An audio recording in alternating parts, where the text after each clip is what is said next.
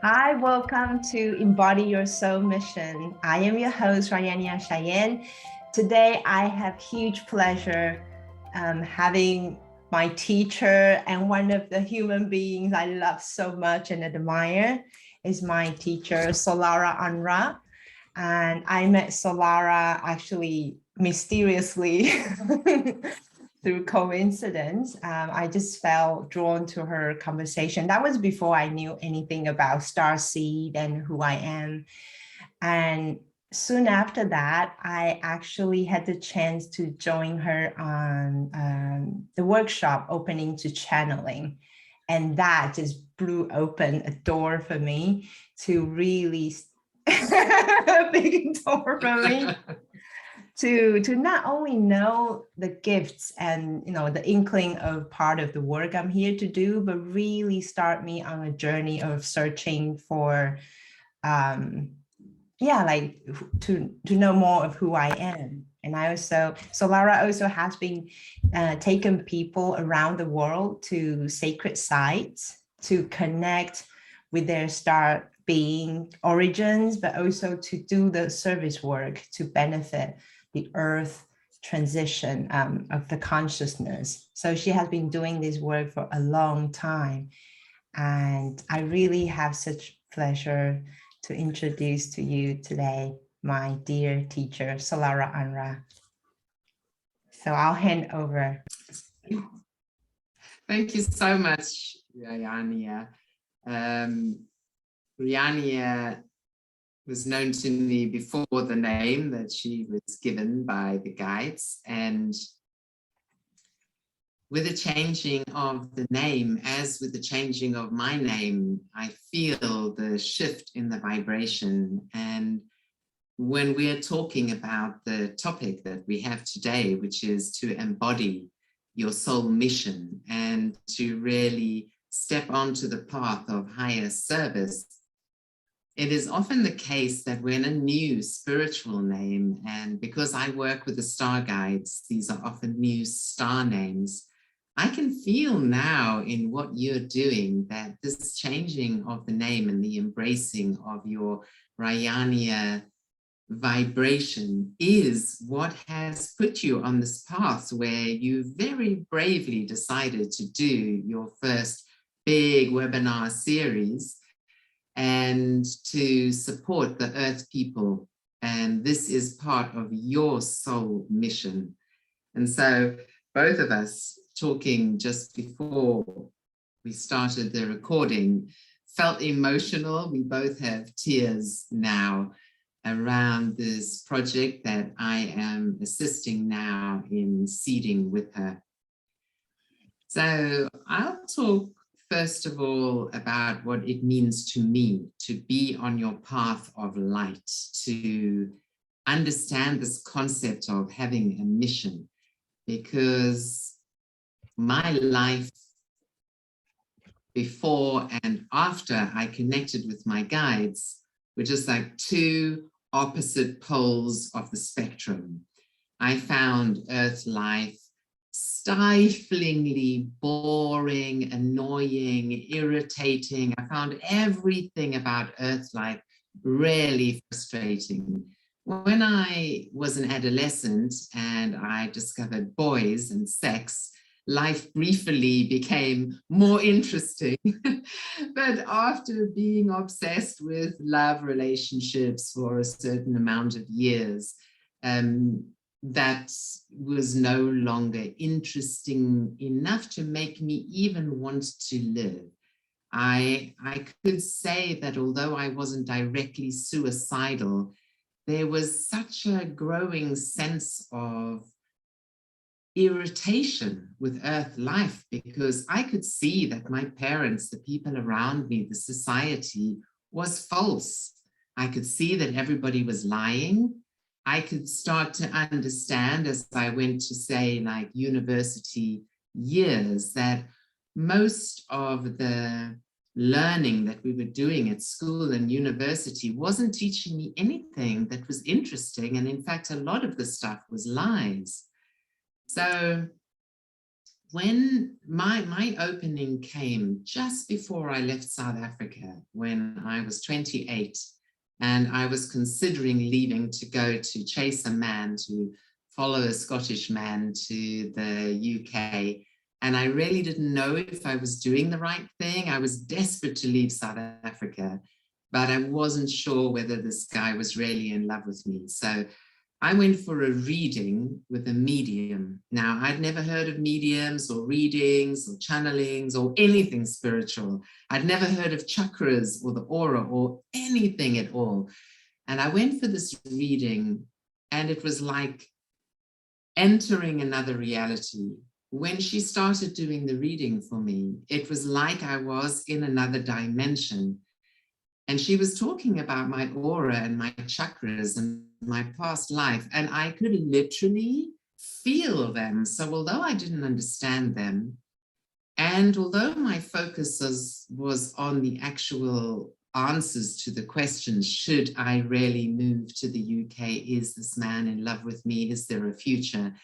And she answered, she saw the future, and she saw it 100% correctly. She saw these champagne glasses being clinked. Mediums, unlike channels, often work with metaphors and with images, and they see the images like the champagne glasses. And so according to the question that you ask, will I get married? She'll see that there are contracts being signed, and so she can interpret it in that way. So she very correctly saw my future in the UK, but she told me other things as well. She told me about a past life in Egypt where I was like a temple dancer. She could see me doing temple dancing, and she could see that I was in that past life with the girlfriend who had sent me for the reading to that medium. So it was like this world opened, and it was almost as if it was the first time I had ever been told anything interesting about me and my life and Earth life. And so I wanted to know, what did she mean about past lives and what's happening in my chakras? And when I moved to the UK, I started going for readings. And this was where my life changed, because I started to understand what channeling was, and that there were these beings in these invisible dimensions that could give guidance because they could see your past, your present, and your future, and because they understood what Earth life really was about. And so this desire was seeded within me. And this is the story that I tell in my book, Pleiadian Emissary to Gaia, was the journey of how I became a channel. And once I connected with these guides, and it so happens that the strongest connection for me very soon became the connection with the Pleiadian emissaries of the light, the Pleiadian star councils of the light. And the Pleiadians are these star beings. Now, I have to tell you that I was not interested in extraterrestrials. I was not interested in spaceships. I wasn't interested in first contact. In fact, I was almost a bit anti them, like I felt scared about that stuff, and I didn't really know if it was true. But when I connected with the Pleiadians through channeled Pleiadian books, they spoke to me. And so I thought about them. I experienced them as light beings, as beings who were humanoid like us, but they had this ability to show themselves as physical and as even come down onto the earth and be in physical bodies. But truly their identity as higher dimensional beings was as light beings. And so I started channeling in 1998, but in 2007, I had what my guides called a Pleiadian activation when I was in South Africa. I've just taken a group to South Africa, to the same place, a place called the Big Tree, which is a very, very, very ancient tree in the Knysna forests that almost allowed this activation, because trees on the earth are the closest that we can see to this all that is above, all that is below axiom. So trees with their branches to the sky, up to the higher dimensions, the guides and the angels, they are connected with the stars and all that is above. And then they have these mirror image roots down into the earth that show all that is below, how physical beings, humans, and also trees are connected into Gaia and into the core crystal of Gaia. So this tree helped me to make this interdimensional connection. And from that moment on, I channeled the Pleiadian councils of light. And so before this, through the channeled books that I was reading, through books like, I happen to have this one book here, so I'll show you in case the viewers are interested. This was one of my first spiritual books. This, you can see how old it is. It's called Spiritual Growth, Being Your Higher Self. It's channeled by an American woman called Sanaya Roman, and the guide who is speaking is called Oren. So Oren was one of my first real teachers. This wasn't my guides. This is before I channeled, and this is when I started reading these Pleiadian books. And Oren, I could feel the energy of Oren like a person speaking to me. You know, it wasn't the author of the book. It was this guide speaking to me. And he was the first one that taught me about higher self, the concept of the higher self, and the concept of path and purpose and mission. And then when I connected with my guides, that was practically all they spoke about, because higher dimensional beings, their main message to human beings is that every human being comes onto the earth plane with a mission. So there can be many parts of the path and the mission. Some would be what you would call karma, except that human beings have a slightly negative idea about karma. They feel like if you did something wrong in a past life, then your karma in this life is to suffer or to compensate in some kind of way, to pay for the wrongdoings that you did by right doings in this lifetime. And my guides have a very different way of explaining karma that to me is much more positive, which is about what they call your spiral of evolution.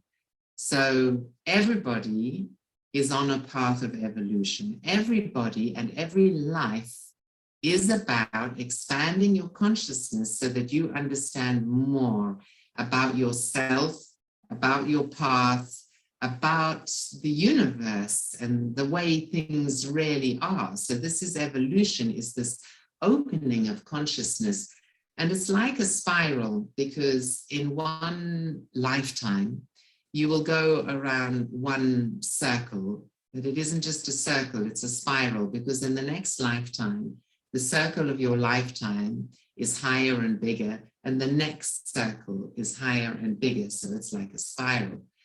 And so part of your mission in any lifetime is about learning more, understanding more, growing more, and expanding more on your spiritual path.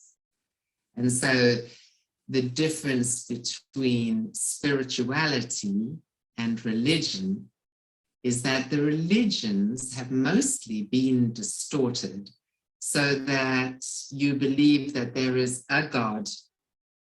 That God is normally seen and experienced as a kind of a patriarchal being, like the boss, the boss of the world. And there is this feeling that if you do something wrong, you're in trouble with the boss, right? You're going to get punished. And there is also this idea that if you want something bigger and better, more money, more abundance, a better life, that you have to ask the boss, and the boss can say yes or no. And so this idea of God in many of the religions is very, very restricting, because you are taught that you are small, You're this tiny little dot of consciousness. And you have this little flame inside you that is the flame of God. You have this thing inside you, tiny little bit of it. And then you pray and you're very obedient and you're a very good girl or a good boy. And if you're very good, and if you pray very hard, then this great being God may bless you with something in your life. And then you can say, thank you for blessing me. And the difference is that spirituality is not about a small you and a big God.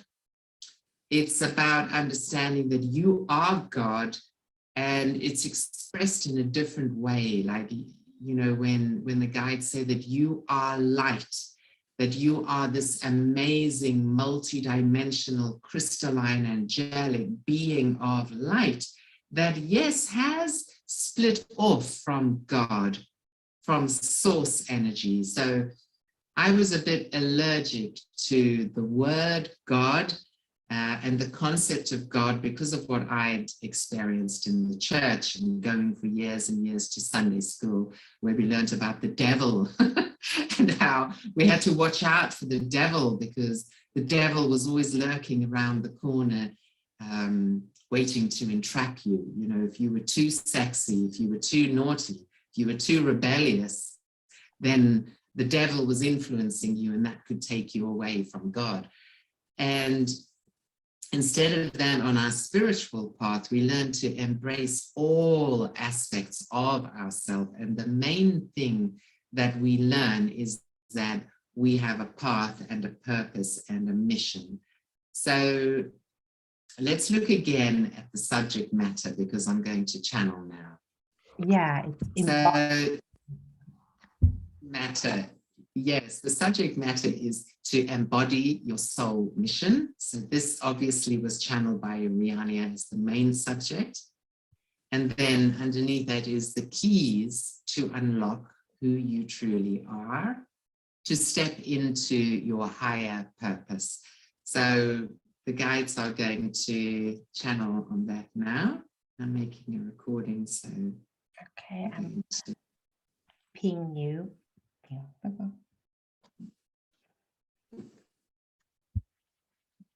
Okay, so this is channeling on the subject of embodying your soul mission and stepping into your highest purpose and understanding who you truly are. I'm just going to drink some water.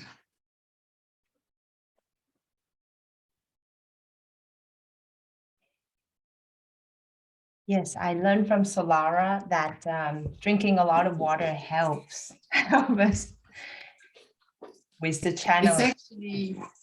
It's just compulsory, because particularly when you direct voice channel, which I do, the energy of the guides is coming into you, and you, the listener, will feel the energy, and you might even see the energy of the guides. Like you might see my aura change or my face change.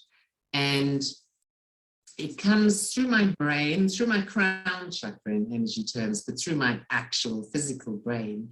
And it gets translated in the third eye chakra, and then it comes from my heart and my third eye out through my throat.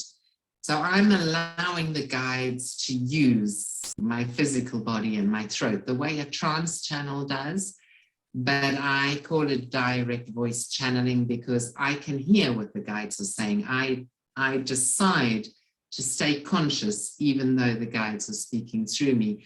And that means that I can laugh myself if the guides make a joke. Like you might hear me giggle, and you might also hear me interrupting the channeling and talking in my normal voice when I am prompted to explain, because sometimes the guides start a sentence that's like got so many parts of it that you lose track of the whole what it means from the beginning to the end, and then I'll explain in my own words what they're saying.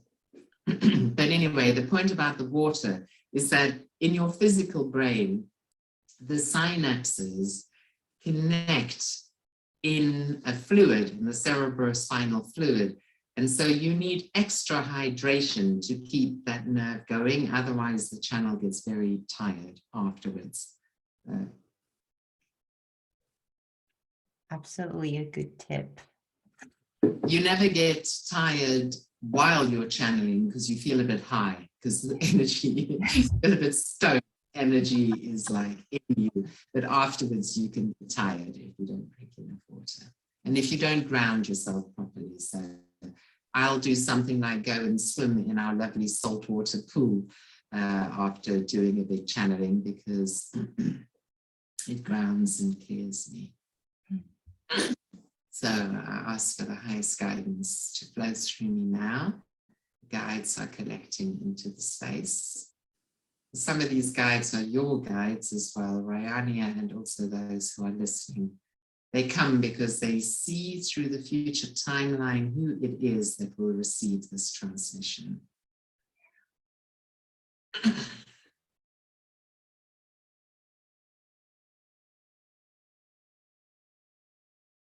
Asking for the highest guidance on this topic,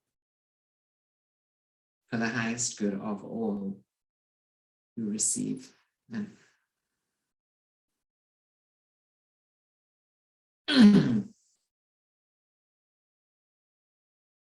We Arcturian councils of light come into this space, for we see and feel this opportunity to speak to all of you. And in our perception, those who are receiving this transmission are largely Arcturian and Pleiadian. For the understanding of the concept of soul, path, and purpose, soul, mission, higher self, path, and purpose, these are very, very strong and beloved themes within our civilizations. We have the concept within our own civilization and society, and this is primary in our teaching with the young ones. And thus it is that many of us choose now, at this crucial time on your planet, Terra, to transmit through channels about this subject, so that you, the Earth people, very beloved to us and within your galaxy, the brave Earth people who choose right now the mission of transcending physicality on a physical planet. And so we come now to assist you. And now the Pleiadians, who are a lot easier for me to channel, are taking over, but the Arcturians really wanted to announce themselves. The Arcturians, if you are psychic in a visual way, you can feel them as a sparkly diamond turquoise vibration, and the Pleiadians are more of a gentle blue, but that is also sparkly, like a blue-white light. In any case, no, not all Pleiadians and Arcturians, but the ones that are with me now. And the Pleiadians have, they are not only women, but they have a very goddess vibration, the group that comes through me now. We are so greatly pleased to be with you, dear people of Gaia. We express now on your subject matter that there are many levels of purpose when you choose to come into body. an embodiment, or you could say an incarnation if you like. For us, embodiment is a better word, for it is literally that light aspect of yourself coming into a physical body. So first of all, we explain that there is a period where you are with your star soul family in the higher dimensions, as if you are in conference and having a meeting, and you are joined with them and discussing who within that group chooses to embody on any particular planet. But for the moment, we will speak about Gaia, your planet. And so if you volunteer and you say, yes, I wish to go onto this planet now, there is only one reason that you are choosing this, and that is because you are aware that you can be of service. Why? Because you embody gifts. You hold gifts that you know you can activate once embodied on the planet, that will assist in the raising of consciousness of the whole group. For this always is the path and purpose of a lifetime.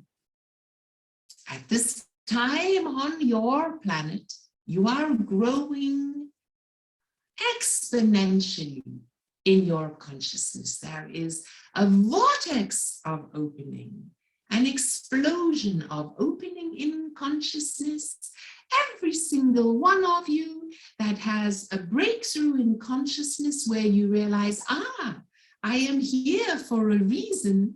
It is like a little light exploding that catches on and lights up those around you, and that potential for that opening in consciousness is then possible. And so, because of what is happening on your planet, which as a broad term is called the divine plan for ascension on Gaia, because this is what you are immersed in this portal, in this time-space coordinate on your planet, there is no other reason right now for you to be here on Earth other than that. Let us say that in your past timeline, before this idea of ascension on your planet was truly a go-go as a mission, when it was simply in the back burner because the consciousness as a whole, the collective consciousness of your people wasn't sufficiently high for this to be the primary goal.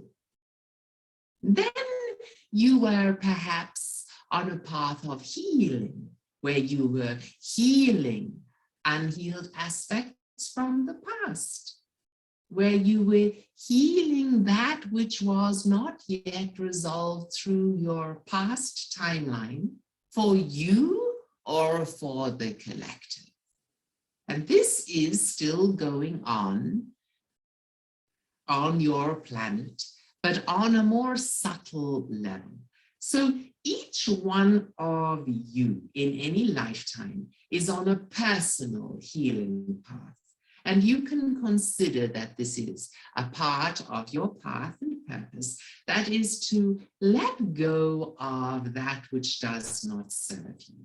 Let go of the wounds that have emotionally caused turmoil within your mental, physical, and therefore physical bodies. Mental, emotional, and therefore physical bodies, we correct ourselves. And so you will attract relationships into your earthly reality. You will attract jobs or vocations into your reality in order to learn about that which you like and that which you don't like, that which serves you and that which does not serve you, that which expands your consciousness, your enjoyment, your abundance, your well-being, your life, and that which does not. And through these choices, some good choices and some bad choices, you learn how life works. And ultimately, you learn that you are the master of your destiny. You, dear one, you are the creator of every aspect of your reality. And for many of you, this was the first step. This was the first learning in this lifetime. Understanding that you are not a victim, understanding that you have the power.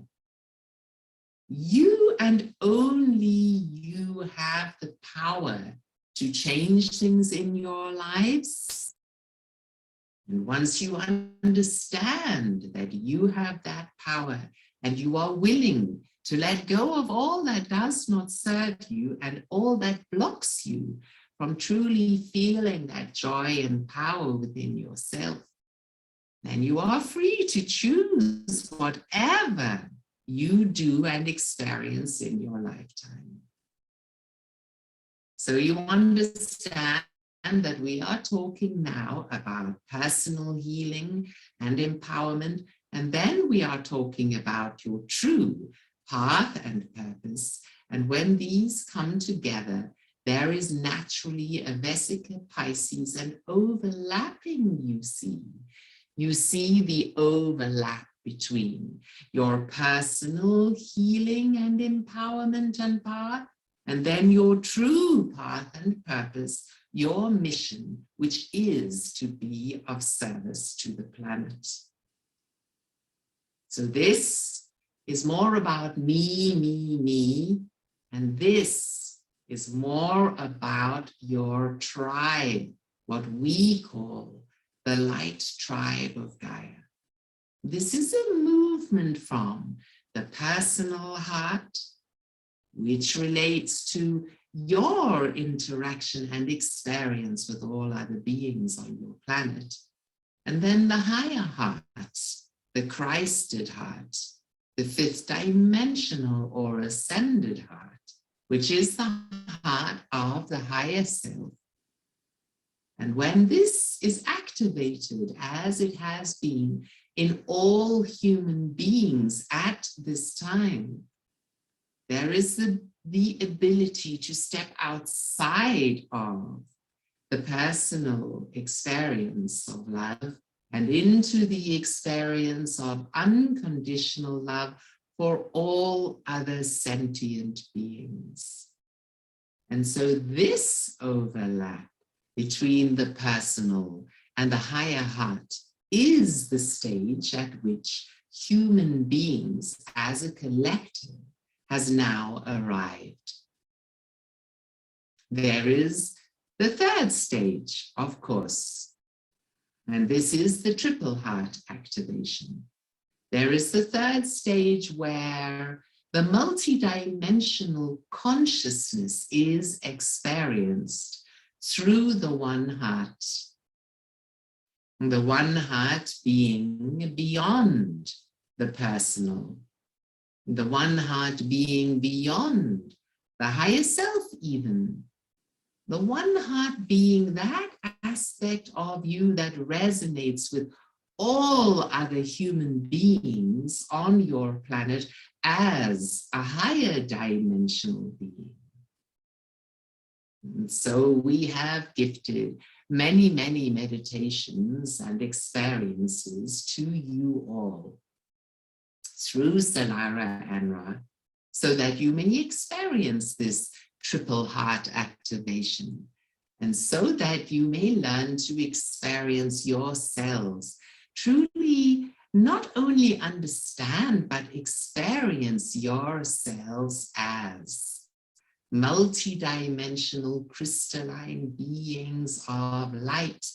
This is your true mission and path of light at this time. And so we hope that we have assisted you And we will hand over to Solara An Ra to explain and discuss further. Namaste. Namaste.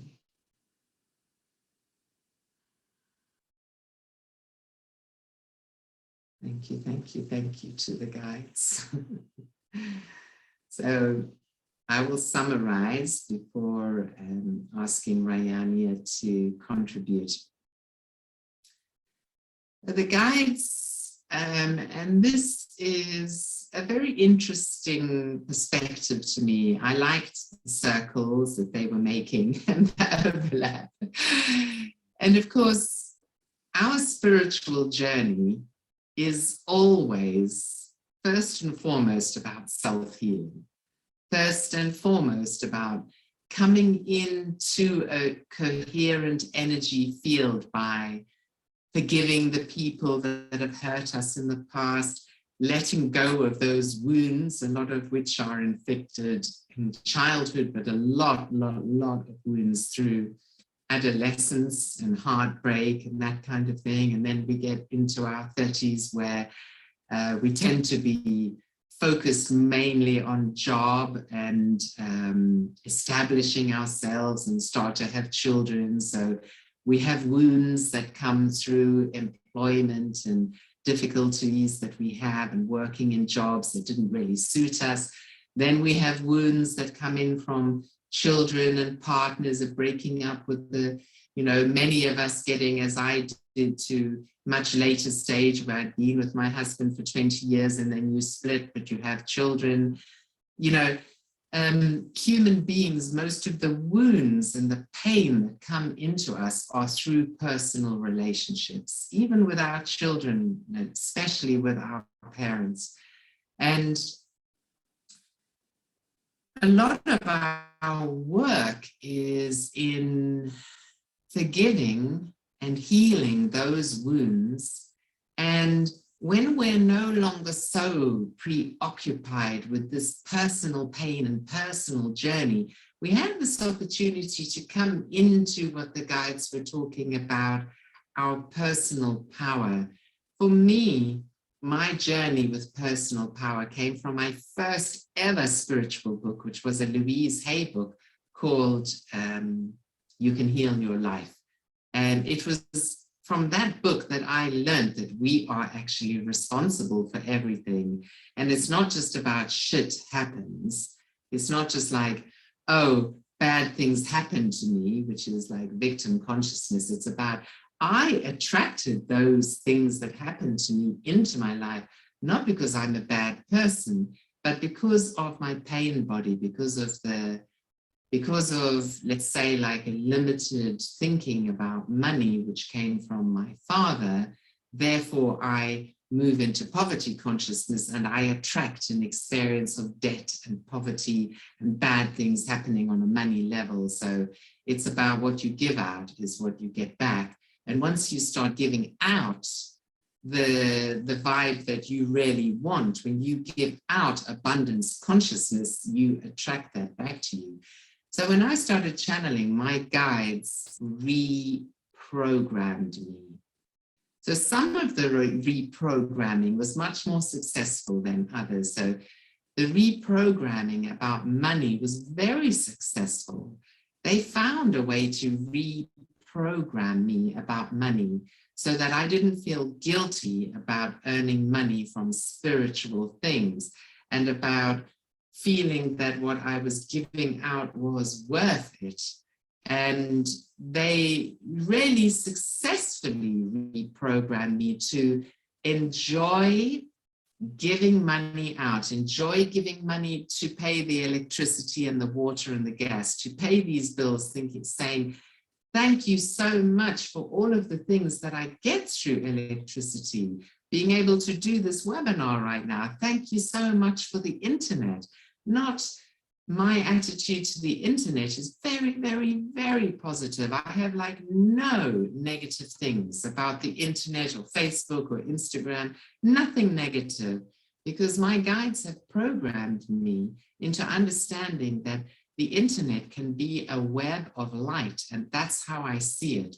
So what I put out is going to come back to me in the form of light, people that love me and abundance and etc. I'm doing this to be of service now, not to earn money. And that desire to be of service attracts back to me love and light. So they reprogrammed me very successfully about some things, less successfully about other things, because I am not fully healed or fully awakened or fully enlightened by any means. But I'm certainly successfully on my path and purpose, because that was one of the main things that they taught me about. And it is my main source of happiness to this day.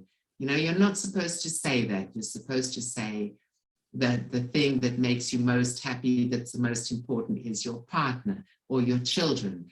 Well, I have lovely children and I have a lovely partner, but I am saying quite clearly that my main happiness comes from being on my spiritual path and purpose.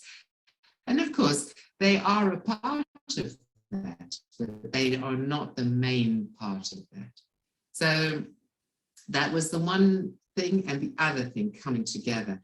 And what they were trying to convey, that I was aware that I was branching off in several directions, as you know, a lot of ideas come through and then some of them come through my mouth because I kind of attach to them.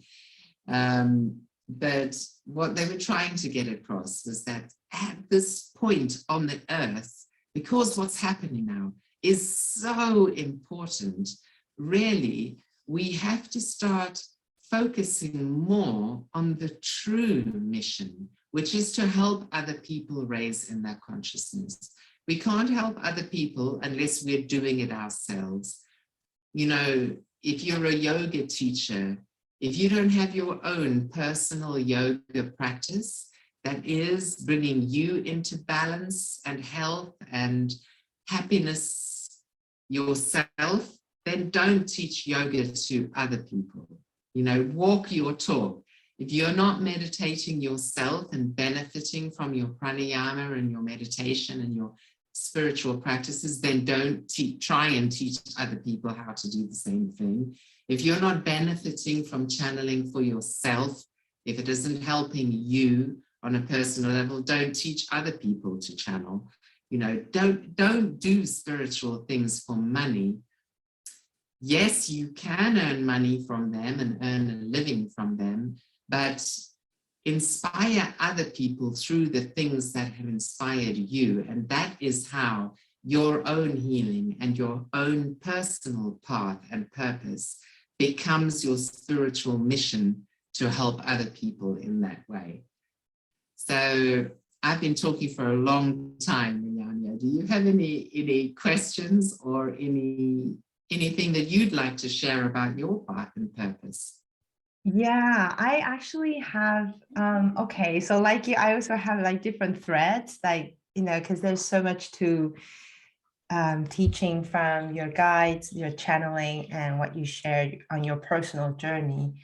And actually, I think where I want to go is, I guess it's that practice of what we wish to create, right? Like if we have this innate knowing or desire to create a life of abundance and joy and happiness, I feel like in the day-to-day life, and when we also say, okay, we changed the career from, you know, used to be a paid job, and now we change to self-employee, we create our own service using our gifts. And it has been quite a journey to come into a place of like trusting you, not from the wounded place of I need validation, but really from I can support people. But I do feel that there's still some struggle or you know, like, because it doesn't happen immediately. Because I know a lot of people say, oh, I wanted to become a coach, I wanted to become a therapist, because, you know, I have my own personal journey of the struggle, the pain. But I do also see a lot of people having a difficult time setting up their service work, whether it's coaching, it's wellness, or it's spiritual healing. And this, you know, I see that as well, Rania. I see that. And let's say of the people that come to me to learn channeling or whatever workshop they're doing with me, that is one of their main things, is that they want help in actually fulfilling their mission. And if they feel like their path and purpose is, as you say, to be a life coach or to be a teacher or to do something like that, they don't really know how to go about it. And I have to say that from my point of view, I don't know what would have happened to me if I hadn't connected with my guides, because there were some years there where I was going for readings, and my main guidance came from those readings. So if I asked in a reading, you know, let's say when I started, I was doing massage. I was a massage therapist. Like, how is it that I can get more clients? Because I don't have enough money, but I do feel that this is what I'm meant to do. Then I would perhaps get the guidance, and I did get the guidance, that there was more than massage that I needed to do, that I was meant to be working one-on-one, but that I needed to broaden my field. So I would get specific guidance from going for readings. So I decided to add on reflexology, and that did help me. When I started doing reflexology, I started working with mothers and babies, because reflexology was, well, no, just with mothers. It was very popular for pregnant women. And I then got told that there was something else that I needed to do in order to work not only with the mothers, but with the babies. So I studied craniosacral therapy. So this took quite a long time, but over the years, I got specific guidance about things that I would never have thought about in my head. Like, I was happy doing massage. I really wasn't thinking about anything else. So I got those from guides, other people's guides, not my guides. And I also got told from these readings that I had amazing healing abilities. I got told, like, years before I started channeling or was a teacher or anything, that there was something special about my voice, and that when I was talking to my clients, that I could be just reciting the alphabet and I would be doing something special, because there was something special about my voice, and there would come a time where thousands of people would be listening to my voice. And I thought, I think that person got that wrong. I can't think what they're talking about. And of course, I am now famous for my guided meditations, and there are hundreds of thousands of people that listen to my voice. And, you know, there are things that you get told. So on my path, the real help that I got came first from other people's guides when I went for reading. And then I discovered that there were channeled books, like that book that I showed you. And I was like, oh my God, there are whole books that are from these spirit guides, like Om Namah Shiva. And I got attracted to Pleiadian ones. The first one that landed was the Pleiadian Agenda by Barbara Hand Clow. Now, as a channel, you will attract guides and guidance that is like your personality. So Barbara Hand Clow is very technical, very intellectual, and she's an astrologer. She's a very intellectual astrologer. So she channeled a kind of quite intellectual, very related to astrology and time periods, but also some stuff that was just like way out for me to accept at that time. I didn't want to hear about lizard beings, the Anunnaki. I just didn't want to hear about that, so I couldn't really read the whole book. Nevertheless, the book did activate me, and My husband started channeling before I did, and his guide said to me, I still don't entirely understand this. They said, because I asked about the book, they said, put it down now because you're not ready.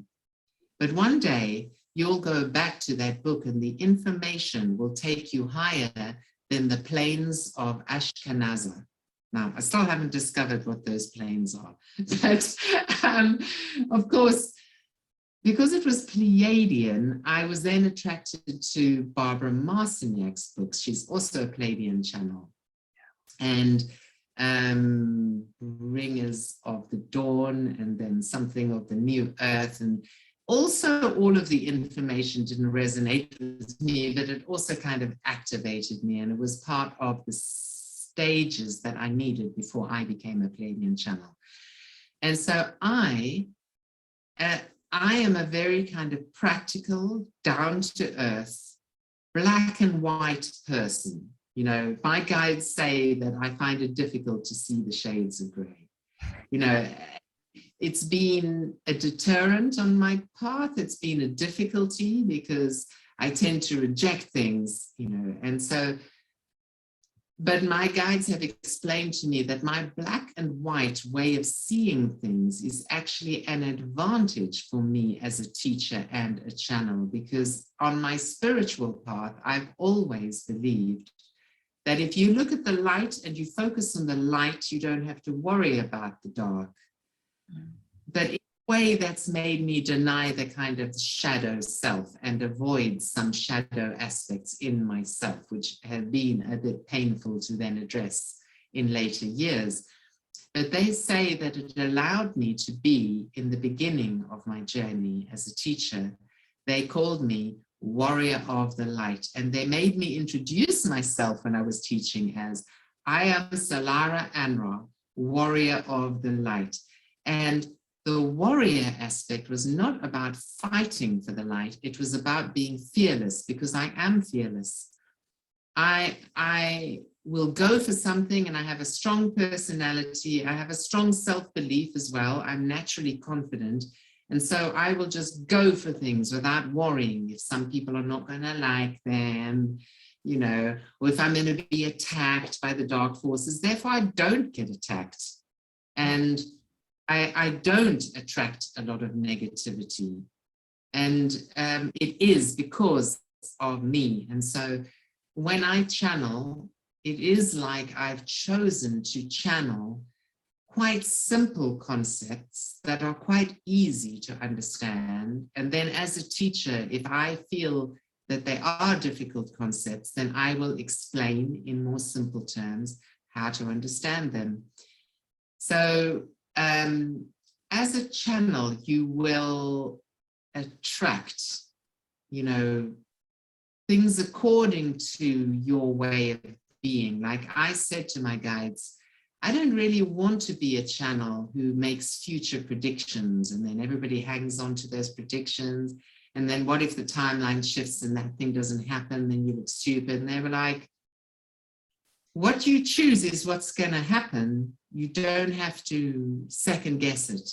You know, what you are choosing in your personality self is going to affect what you're channeling. Like the kind of stuff you transmit, like you want to transmit and teach about consciousness shift.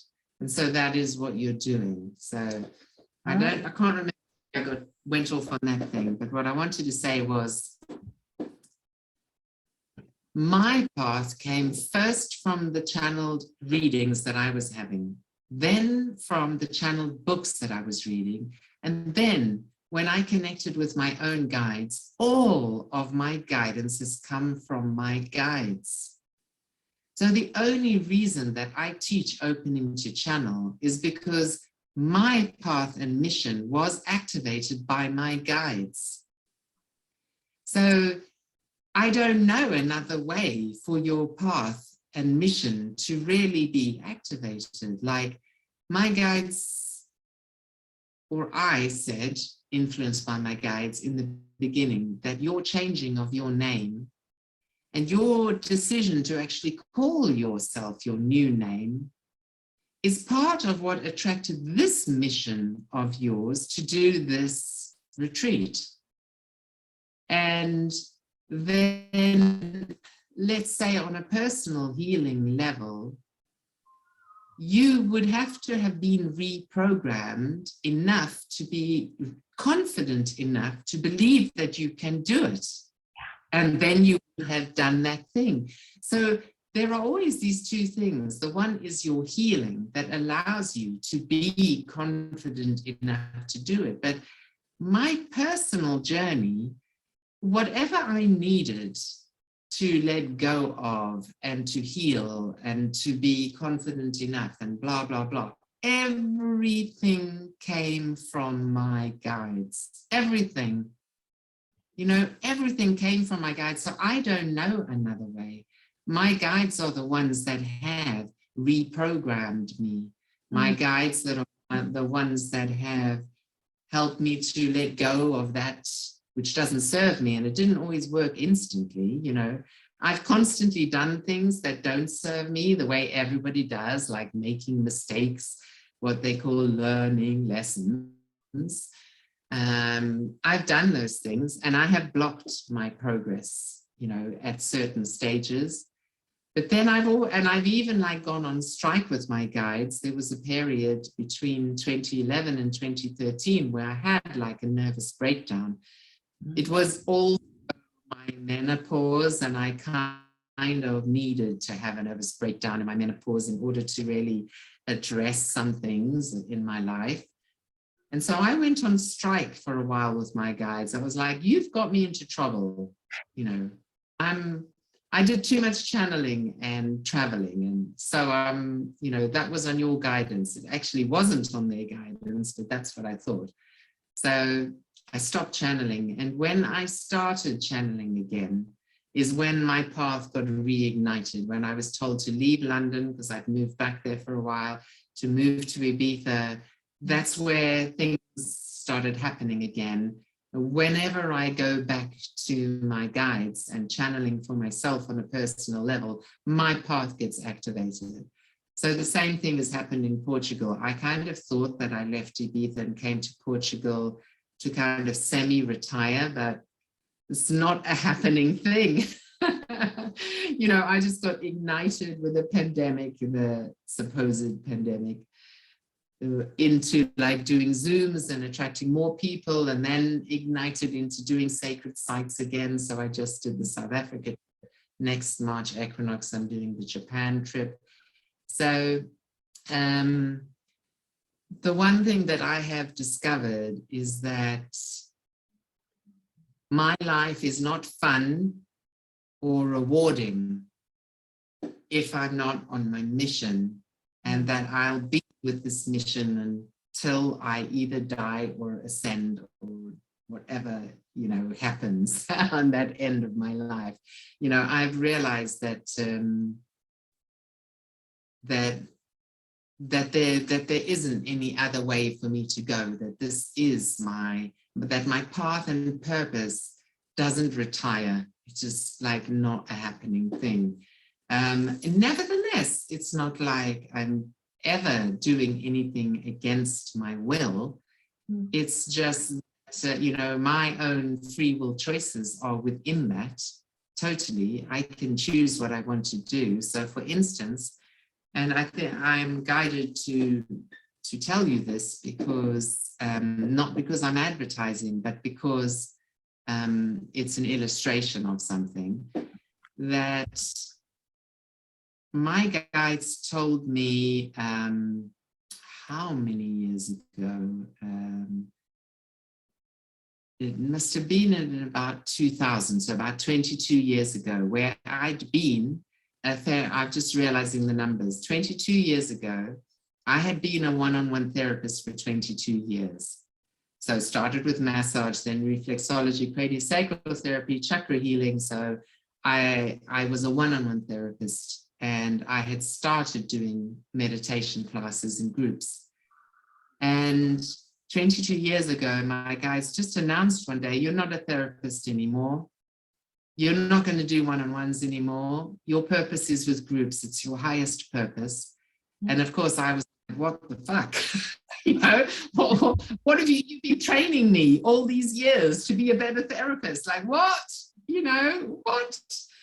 And they were just like, just watch it unfold. And I always listen to my guides. So they taught me how to get bigger groups and to change from doing the meditation classes. And I announced I'm not a therapist anymore. And then when I moved to Portugal, they said, you are going to do one-on-ones again. And I was like, I don't really know if I want to. So I didn't ask them anything else about it. And when I got to Portugal, therapists charge such low fees. You know, I could see people doing massage and other things for 30 euros an hour. I was like, forget it, I'm not going to do that.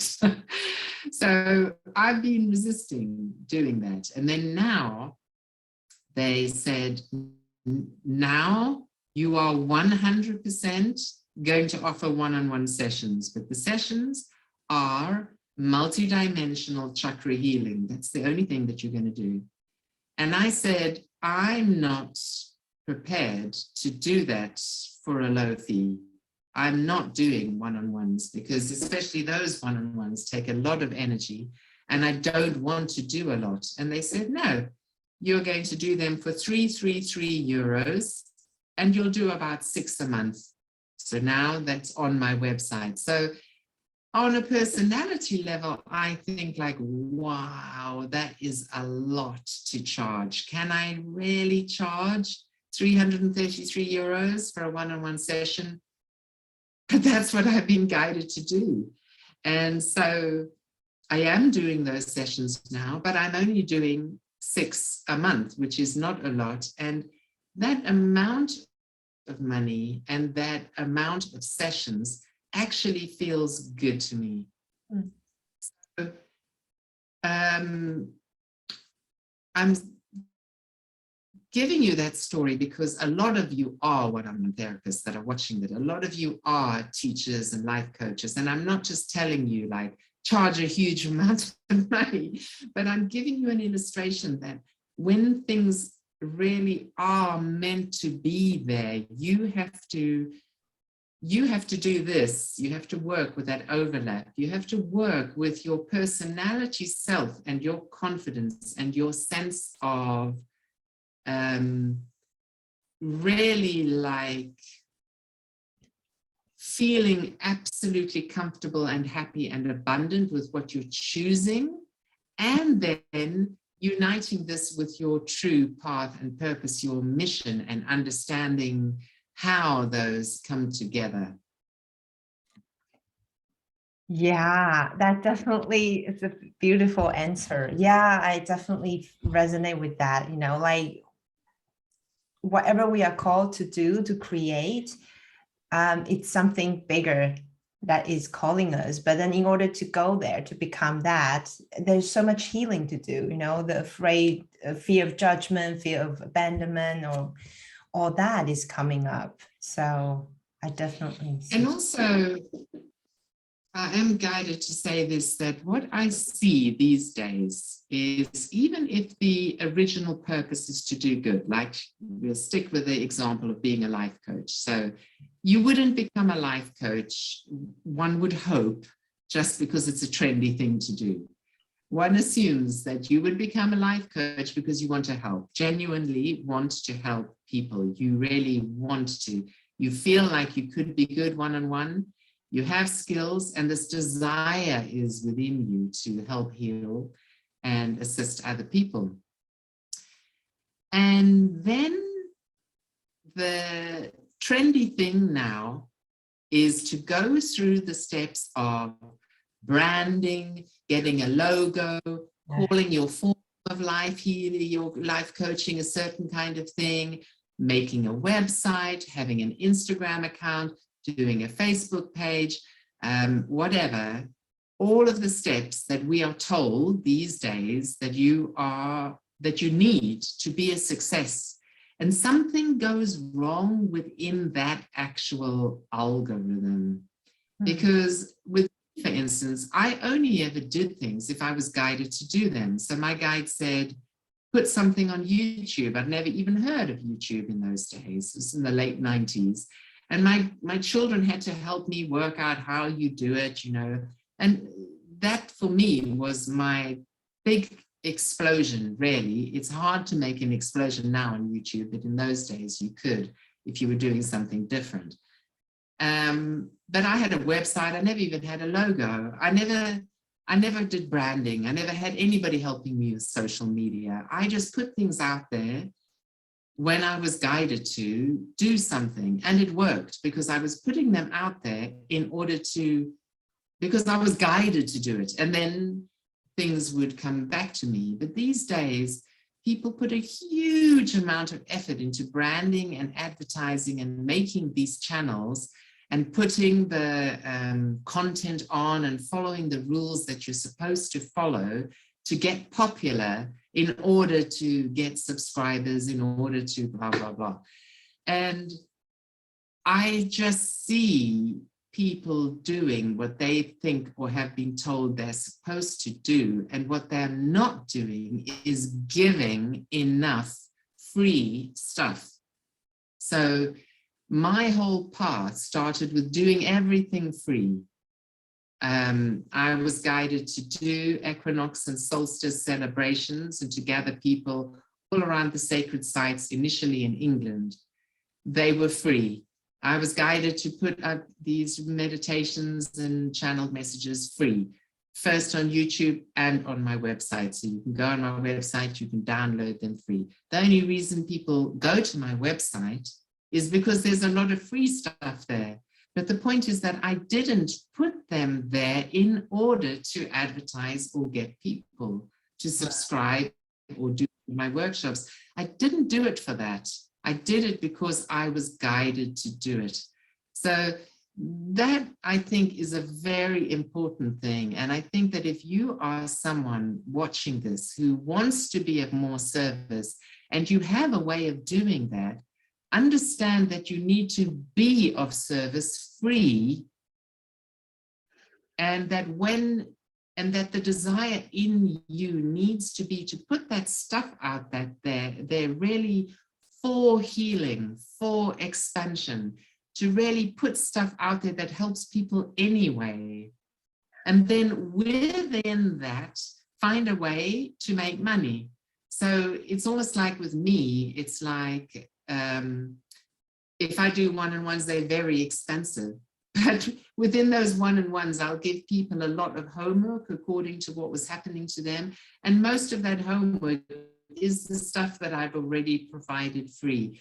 Go and find the Arcturian healing chamber of light. Go and do this kind of meditation. Download it on your phone and do it every day, 3 days for 7 days, because that will be the end of the healing of your solar plexus, you know.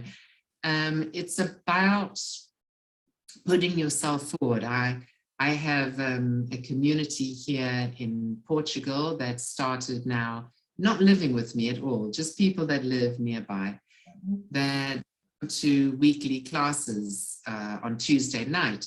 So those classes are by donation, and I do community lunches or dinners. That's free completely. I do equinox and solstice celebrations and ceremonies free, because I'm guided to make a community here by doing free or by donation things, because I can make my money doing international Zooms or something else. It's like you have to give in order to receive. And I think that that is a very important thing for people to understand when they're wanting. Like, you're doing this now free, aren't you? Yes, yes, yeah. Are you doing it free because you want to attract a bigger email list, or because you want to advertise something else you're doing? I don't have anything to advertise for. I don't know what to advertise for. No, but... And I'm telling you that is very, very rare, because I say no to loads of requests for this kind of thing, because I can read the rules and the agreements, and I can tell that the person is trying to increase their influence, you know, and all products. Yeah. So I just want to share very briefly. I think I do this really purely because I have that vision. I feel like I've been guided or inspired to do things, and it was gradual. It didn't start as like, 21 teachers and together, but just some ideas, and then that is very that resonate deeply with what I'm passionate about. I love talking to people. I love talking to people I love, and I wanted to, really share this light and information to support. So I haven't figured out what I want to do in the, like for this summit, but that's just, I think for me. And I can tell you without question that you, because of that, will attract something towards you. It might be like a WhatsApp group or a Facebook page or something where people that attend this are interested in hearing about other things that you do, So you will attract something that brings like an expansion on your path of light. You will do. Yeah, this is me practicing whatever I learned about spirituality, about service, about trusting my guide, my universe. I mean, co-creating with the universe. It is scary, but it's also rewarding each step of the way. So thank you, Ryan, for inviting me. It was an absolute pleasure, and I'm streaming my love and gratitude out to the guides, to all who are listening, to Gaia, the beautiful Earth Mother, and also to you.